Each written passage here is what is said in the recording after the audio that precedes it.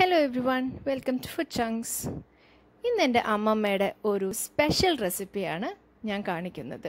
Mutton വരട്ടി.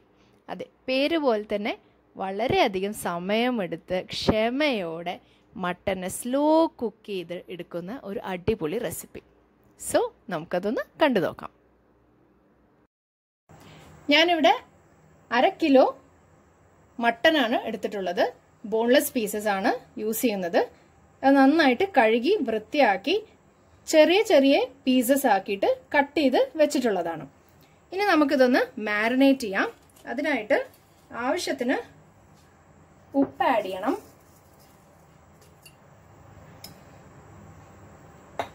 പിന്നെ ഒരു 1/2 ടീസ്പൂൺ മഞ്ഞൾപ്പൊടിയും കൂടെ ആഡ് ചെയ്തിട്ട് ഇത് നമുക്ക് നന്നായിട്ട് ഒരു 3 മണിക്കൂർ മാരിനേറ്റ് ചെയ്ത് വെക്കാം.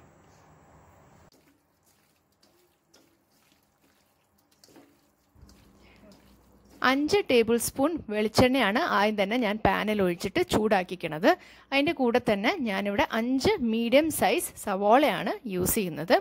ഇനി നിങ്ങൾക്ക് ചെറിയുള്ളി ഉണ്ടെങ്കിൽ നിങ്ങൾക്ക് ചെറിയുള്ളി ഇതിലേക്ക് ആഡ് ചെയ്യാവുന്നതേ ഉള്ളൂ. അപ്പോൾ ചെറിയുള്ളി എടുക്കുകയാണെങ്കിൽ ഒരു 250 ഗ്രാംസ് ചെറിയുള്ളി എടുക്കണം. ചെറിയുള്ളി ആയിരിക്കും ഇതിൽ ഈ കറിക്ക് നല്ലൊരു ടേസ്റ്റ് കൊടുക്കുന്നത്. പക്ഷേ ഇവിടെ ചെറിയുള്ളി എൻ്റെ കയ്യിൽ അവൈലബിൾ ആയിരുന്നില്ല, അതുകൊണ്ടാണ് ഞാനിവിടെ സവോള അതിന് പകരം യൂസ് ചെയ്യുന്നത്. ഇനി അതല്ല, കുറച്ച് ചെറിയുള്ളിയും സവോളയും മിക്സ് ചെയ്തിട്ടും നിങ്ങൾക്ക് ഇടാവുന്നതാണ്. ഇനി പ്രത്യേകം ശ്രദ്ധിക്കണം, വെളിച്ചെണ്ണ തന്നെ യൂസ് ചെയ്യണം. കാരണം വെളിച്ചെണ്ണയാണ് നമ്മുടെ ഈ ഒരു റെസിപ്പിക്ക് നല്ലൊരു ഫ്ലേവർ കൊടുക്കുന്നത്. അപ്പോൾ ഈ വെളിച്ചെണ്ണയിൽ ഇട്ടിട്ട് നമുക്ക് ഈ ഉള്ളീനെ ഒന്ന് നന്നായിട്ട് ബ്രൗൺ ആവുന്നത് വരെ ഒന്ന് വഴറ്റിയെടുക്കാം. അപ്പോൾ ഞാൻ ഉള്ളീനെ ഒരു 3-4 മിനിറ്റ് വഴറ്റി കഴിഞ്ഞിട്ടുണ്ട്. ഉള്ളി ഒന്ന് ചെറിയതായിട്ടൊന്നൊരു പിങ്ക് കളർ, ഒരു ട്രാൻസ്ലൂസൻ്റ് ആയിട്ട് വന്നിട്ടുണ്ട്. അപ്പം ഈ സമയത്താണ് ഞാൻ എൻ്റെ അടുത്ത ഇൻഗ്രീഡിയൻ്റായ വറ്റൽമുളക് ആഡ് ചെയ്യുന്നത്.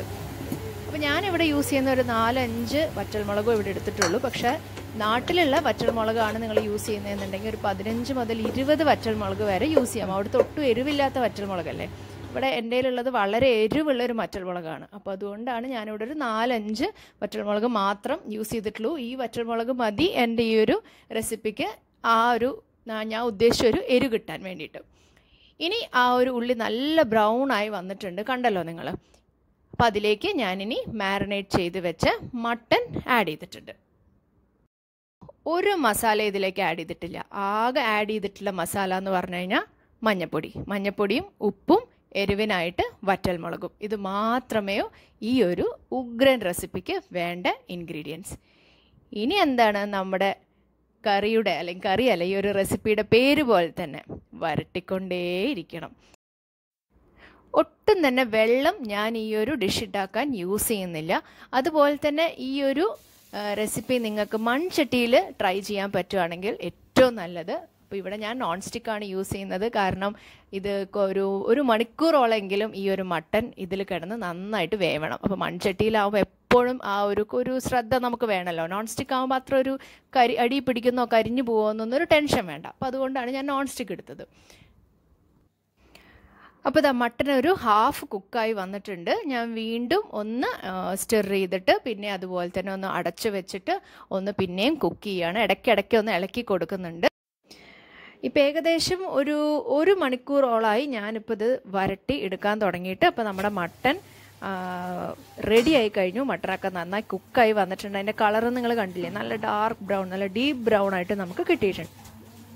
പിന്നൊരു കാര്യം, കുക്കറിൽ ഒരിക്കലും മട്ടൻ വേവിച്ചിട്ട് ഈ ഒരു റെസിപ്പി ട്രൈ ചെയ്യാൻ നോക്കരുത്. അപ്പോൾ നമുക്ക് മട്ടൻ്റെ ആ ഒരു ഒറിജിനൽ ഫ്ലേവർ ഒരിക്കലും കിട്ടില്ല.